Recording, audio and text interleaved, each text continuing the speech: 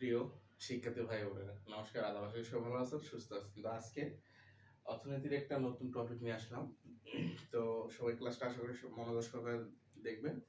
আর একটা আছে যে গুড নিউজ বলতে পারেন, এবং অনেকে হয়তো একটু আতঙ্কে আছেন। আমাদের পেজের নামটা একটু চেঞ্জ করা হয়েছে, কারণ কিছু ইস্যু আছে। তো এই ইস্যুগুলোর কারণে নামটা চেঞ্জ করা হবে, কারণ আমাদের প্ল্যান যেহেতু অনেক বড়, সেহেতু আমাদের এমন একটা ইউনিক নাম নিতে হবে যেটা এর আগে কখনো রেজিস্ট্রেশন হয়নি বা নিবন্ধিত না। তো সেই ক্ষেত্রে আমাদের নামটা জাস্ট একটু চেঞ্জ হয়েছে। আগে ছিল আইসিটি অ্যান্ড ইকোনমিক সলিউশন, সেটা হয়ে গেছে এখন ইকোটিক্স একাডেমি। তাহলে এখন নতুন নাম হচ্ছে আমাদের ইকোটিক্স একাডেমি। তো এই নামেই আমাদের এখন থেকে প্রতিষ্ঠানিক কার্যক্রম শুরু হয়ে গেছে অলরেডি। তো নামটা আরো 2 দিন আগেই আমরা চেঞ্জ করেছি। তো আজকে আমি আপনাদেরকে জানিয়ে দিলাম যে আমাদের বর্তমানে হচ্ছে যে পেজটার নাম সেটা হচ্ছে ইকোটিক্স একাডেমি। আমাদের ইউটিউব চ্যানেলের নাম পরিবর্তন করেছে, সেখানেও ইকোটিক্স একাডেমি দিয়ে সার্চ দিলে আমাদের ভিডিওগুলো পেয়ে যাবেন। তো প্রিয় শিক্ষার্থী ভাই বোনেরা, গতকালকের ক্লাসে বলছি যে আমাদের পেজের নাম চেঞ্জ হয়ে গেছে। তো যারা এখনো জানেনি তাদের জন্য আবার বলতেছি, আমাদের নতুন পেজে, মানে নতুন পেজ না, আগের পেজটাই এটা। এটা আমাদের আগের পেজ বা আগের আমাদের প্রতিষ্ঠানে, শুধু নামটা একটু পরিবর্তন করছে। সেটা হচ্ছে যে আইসিটি ইকোনমিক সলিউশন পরিবর্তে ইকোটিক্স একাডেমি দেওয়া হয়েছে। তো প্রিয় শিক্ষার্থী ভাইবোনেরা, আজকে হচ্ছে যে অর্থনীতির একটা টপিক আমরা শেষ করবো, সেটা হচ্ছে সমীকরণ হতে ঢাল নির্ণয় করবো। সমীকরণ হতে ঢাল নির্ণয় করবো। দেখেন এখানে একটা সমীকরণ দেওয়া আছে, S equal minus C plus DP. এই যে সমীকরণটা দেওয়া আছে, এই সমীকরণটা থেকে আমরা একটা কি চিত্র অঙ্কন করবো, এবং এই চিত্রটা আমরা প্রমাণ করবো আর কি। তো সবাই একটু মনোযোগ সহকারে ক্লাসটা উপভোগ করবেন, যেন কোনো সমস্যা না হয়। দেখেন এখানে বলছে S equal minus C plus DP. এই জিনিসটা দিয়ে আমরা একটা সমীকরণ অঙ্কন করবো, যেটা ঢালও নির্ণয় করতে পারি। তো আমি এই অনুযায়ী একটা সমীকরণ তৈরি করতেছি।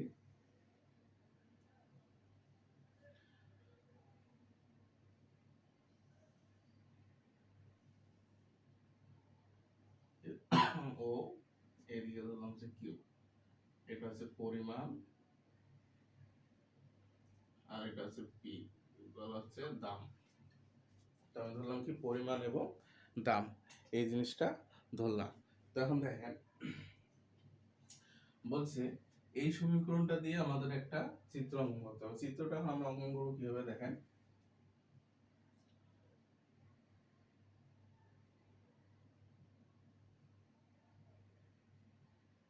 ঢাল নেওয়ার ক্ষেত্রে আমরা যেটা করব,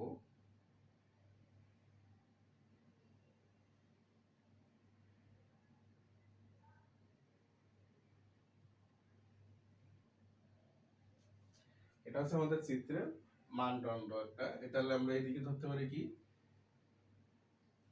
পি শূন্য পি ওয়ান, এদিকে ধরতে পারি কিউ কিউ শূন্য কিউ ওয়ান। এ পর্যন্ত আশা করি সব বুঝছে। আমি বলছি আমাদের সমীকরণের ঢাল নির্ণয়, আমাদের ঢাল রেখা অঙ্কন করতে হবে। তো ঢাল রেখাটা কি, ঢাল হচ্ছে এখান থেকে উপরের দিকে যেটা গেছে এটা হচ্ছে ঢাল। এই বরাবর থেকে এই যে মাছ বরাবর যে রেখাটা গেছে এটা হচ্ছে কি এই এস, এই যে রেখাটা গেছে এটা হচ্ছে ঢাল রেখা। এর যে রেখাটা আছে ঢাল রেখা। তাহলে আমাদের এটা হচ্ছে কি বিন্দু, আমরা এখন দিতে পারি। এটা ধরলাম যে আমি টিও, টি ওয়ান, টি থ্রি, এটা হচ্ছে আমাদের বিন্দু। তো চিত্রটা আমরা দিতে পারি কি যোগান রেখার ঢাল। চিত্রটার নাম দিতে পারি কি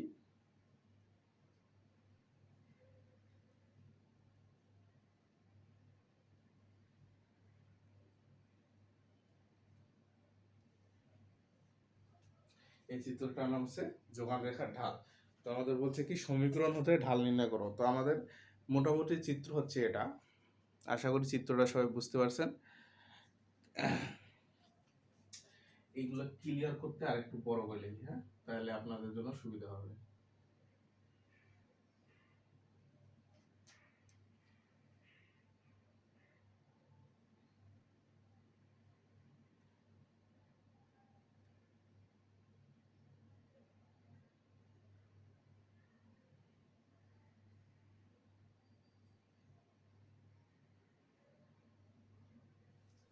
আশা করি এখন ক্লিয়ার বোঝা যাচ্ছে যে আমাদের চিত্র হচ্ছে এটা।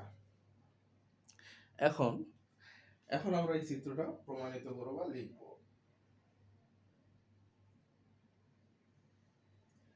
এটা একটা লেখ চিত্র না, তো আমরা প্রথমে লিখতে পারি কি,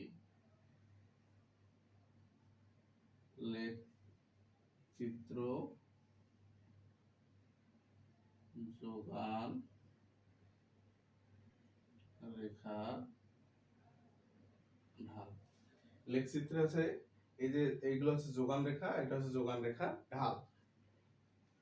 মানে পিও থেকে কিউও, যেমন এই যে কিউও এবং কিউ1, এগুলো হচ্ছে কি যোগান রেখা, আর এটা হচ্ছে যোগান রেখা ঢাল।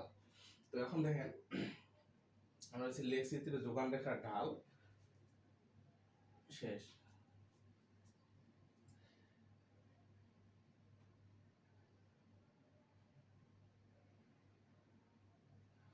তাহলে চিত্রে দেখেন এটা আমরা কি বলছি, চিত্রে এস এস হচ্ছে যোগান রেখা, চিত্রে এস এস হচ্ছে কি যোগান রেখা। এখন দেখেন এস এস হতে দেখেন এস এস রেখা, দেখেন এস এস রেখা টিও, এস এস রেখা টিও বিন্দুতে ঢাল পি নির্ণয়ের উদ্দেশ্যে উক্ত রেখার অপর বিন্দু টি1 নেই।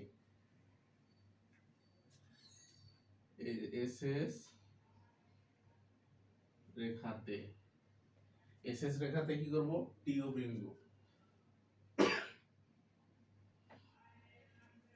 এস এস রেখাতে টিও বিন্দুতে ঢাল নির্ণয়ে পি, ঢাল নির্ণয় পি হতে কি করব, মানে P1 পি শুরু থেকে কি করছি, পি হতে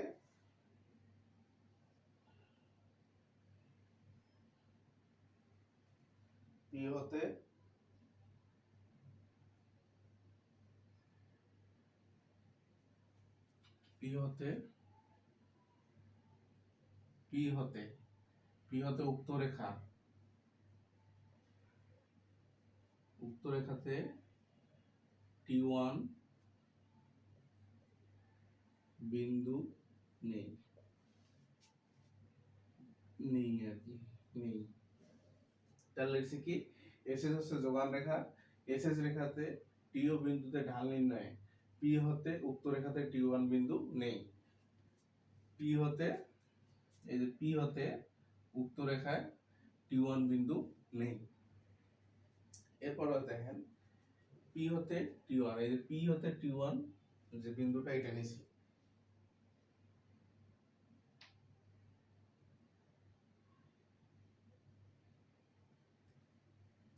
এখন দেখেন টিও এবং T1 বিন্দুতে,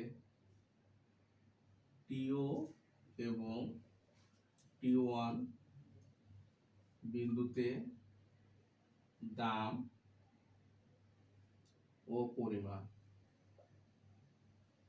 পরিমাণ যথাক্রমে, দেখেন টিও এবং T1 বিন্দুতে দামটা যথাক্রমে কত, টিও T1 বিন্দুতে যথাক্রমে দামটা আছে কি, এখন দামটা কি দেখেন P0 P1 এবং Q0 Q1। তাহলে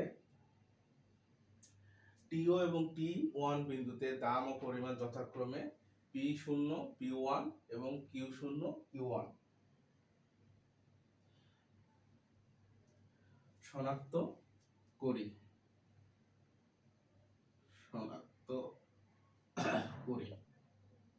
তারপর কি T3 ছেদ বিন্দু নেই, এটা হচ্ছে ছেদ বিন্দু, এটা কি ছেদ বিন্দু না, এই যে এটাকে সেট করছে, তাহলে আমরা লিখতে পারি কি T3 ছেদ বিন্দু নেই। তাহলে T3 ছেদ বিন্দু নেই। তো প্রিয় শিক্ষার্থী ভাইরা, আশা করি এতটুকু ক্লিয়ার হয়েছে। এখন এক্ষেত্রে ঢাল কিরকম হবে,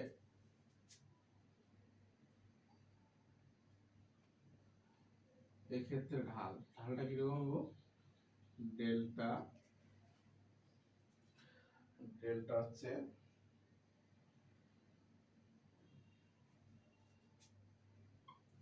P by Q, P1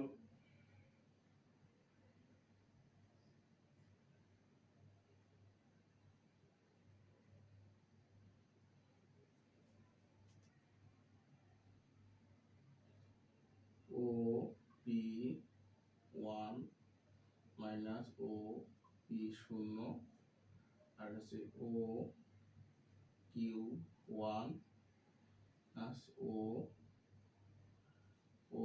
Q0। তাহলে ঢালটা হবে কি OP1 এবং OP0, QP1 QP0। তাহলে ও যদি আমি কাইটা দেই তাহলে এখানে থাকে কি, তাহলে উপরে থাকে হচ্ছে P1 P0, নিচে হচ্ছে Q1 Q0 থাকে এটা।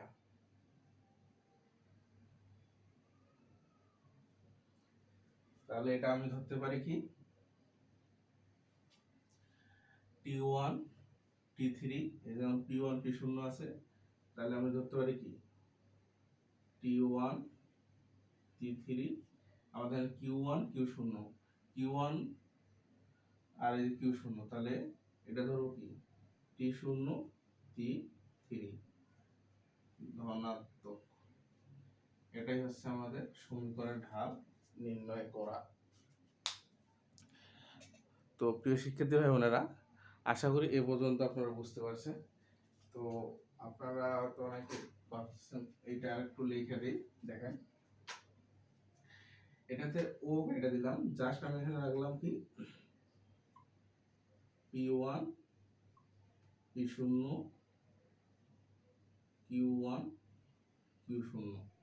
এখন দেখেন P1 P0 কোথায় আছে, এই যে P1 আর এই যে P0 আছে P3 তে আছে, তাহলে আমরা P1 এ কি লিখতে পারি T1 T3। আবার আছে এখন দেখেন Q1 Q1 আছে কি T0 তে আর T3 তে, Q1 আছে T3 তে আর Q0 আছে কি T0 তে, তাহলে T0 T3 এর মানটা কি ধনাত্মক মান। তো এটাই হচ্ছে অ্যানসার। তো প্রিয় শিক্ষার্থী ভাইরা, আশা করি আপনারা এইটুকু, আই হোপ এইটুকু বুঝতে পারছেন। তো যদি আমাদের ক্লাসটা ভালো লেগে থাকে অবশ্যই ক্লাসটা নোট ডাউন করে নেবেন এবং ক্লাসটা বারবার শেয়ার করে দেবেন। এবং আপনাদের আবারও বলতেছি, আমাদের আগের সব কিছুই আছে, আগের এই পেজ, আগের প্রতিষ্ঠান, আগের সব কিছুই, জাস্ট নামটা চেঞ্জ করেছি, আইসিটি অ্যান্ড ইকোনমিক্স সলিউশনের পরিবর্তে ইকোটিস একাডেমি করছি। তো ঘাবড়ানোর কিছু নেই বা হতাশ হওয়ারও কিছু নেই। তো প্রিয় শিক্ষার্থী ভাই বোনেরা, আজকে পর্যন্ত সবাই ভালো থাকবেন, সুস্থ থাকবেন, ধন্যবাদ।